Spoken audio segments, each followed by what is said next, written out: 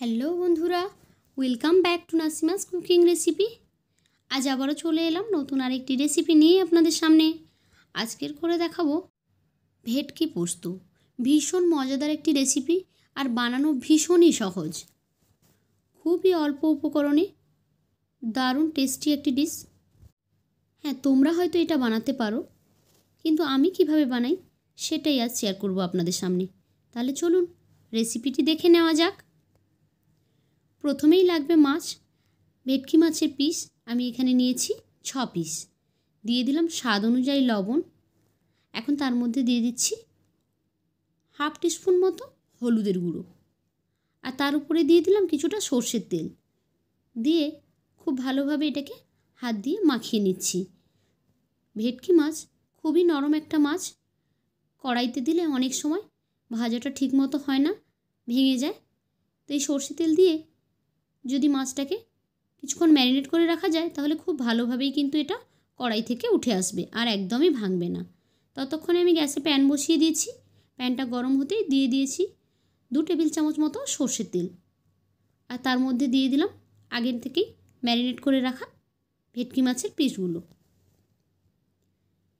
এই মাছগুলো ভাজতে খুব বেশি সময় লাগে না। এগুলোকে খুব শক্ত করে ভাজবো না, মোটামুটি হালকা করেই ভাজবো। তো দেখুন একটা সাইড অল্প একটু লাল হয়েছে, আমি উল্টে দিলাম। আর একটা সাইড কিছুক্ষণ ভাজা হয়ে গেলেই তুলে নেব। 2 মিনিট ভাজলেই কিন্তু হয়ে যাবে। এখন দেখলেন মাছগুলো সব ভাজা হয়ে গেছে, কিন্তু মাছগুলো একটাও কেউ ভেঙে যায়নি। তাহলে এই ট্রিকটি ফলো করে আপনারা কিন্তু ভেটকি মাছের পিসগুলো ভেজে নিতে পারেন। এখন একটা মিক্সিং বোলের মধ্যে নিয়ে নিলাম 1 চামচ সর্ষে আর 1 চামচ পোস্ত। তার সঙ্গে দিয়ে দেবো অল্প একটু পরিমাণ লবণ, আর দেবো কাঁচা লঙ্কা। দিয়ে জল দিয়ে এটাকে একটা পেস্ট বানিয়ে নেব। সর্ষে আর পোস্তটাকে যদি আপনি কিছুক্ষণ জলে ভিজিয়ে রেখে দেন তাহলে কিন্তু এটা বেশ ফুলে যাবে, আর খুব সহজেই এটা কিন্তু ফাইন পেস্ট তৈরি হয়ে যাবে। তাই চেষ্টা করবেন কিছুক্ষণ এটাকে জলে ভিজিয়ে রাখতে। তো দেখুন এই যে আমি পেস্টটা বানিয়ে নিয়েছি। এখন মাছটা রান্না করতে চলে যাব। গ্যাসে আমি কড়াই বসিয়ে দিয়েছি। কড়াইটা গরম হয়ে গেছে। এখন আমি দিয়ে দিলাম 2 টেবিল চামচ মতো সর্ষে তেল। এই রান্নাটা পুরোটাই কিন্তু আমি সর্ষে তেলে করব।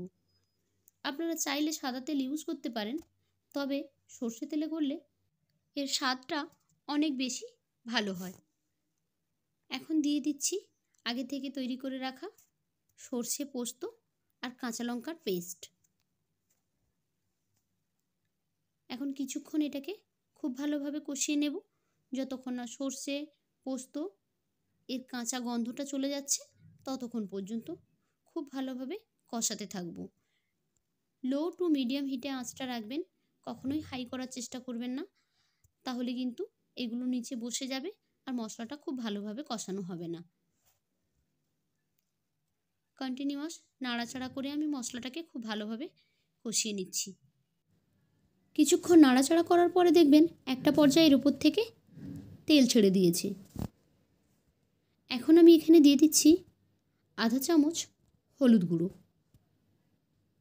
আর আধা চামচ দিয়ে দেবো এখানে লঙ্কার গুঁড়ো।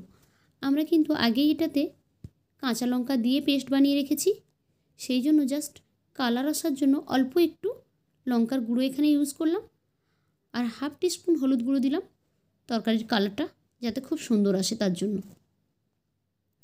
এখন হলুদ আর লঙ্কা দিয়ে আবারও খুব ভালোভাবে এটাকে কষিয়ে নিচ্ছি মশলাটার কাঁচা গন্ধ চলে যাওয়া পর্যন্ত। কিছুক্ষণ মশলাটা কষানোর পরে একটা পর্যায়ে দেখবেন মশলা থেকে খুব ভালোভাবে তেল ছাড়তে শুরু করে দিয়েছে। এখন এর মধ্যে দিয়ে দিলাম অল্প একটু জল, যাতে মশলাটা পুড়ে না যায়। কিছুক্ষণ অপেক্ষা করব, যখন মশলাটা ফুটতে শুরু করবে তখন এর মধ্যে জল অ্যাড করব। তো এখন দেখুন মশলাটা ফুটতে শুরু করে দিয়েছে। এই পর্যায়ে কিন্তু আমি স্বাদ অনুযায়ী লবণ অ্যাড করে দিলাম। দিয়ে এখানে আমি জলটা দিয়ে দিলাম।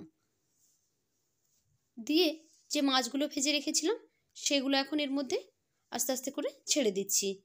মাছে লবণ দিয়ে আমরা ভেজেছি, আর সর্ষে আর পোস্তটা যখন পেস্ট বানিয়েছিলাম তখন লবণ দিয়েছিলাম, তাই লবণটা দেওয়ার আগে ভেবেচিন্তে লবণটা দেবেন, কম বেশি একটু দেখে নেবেন।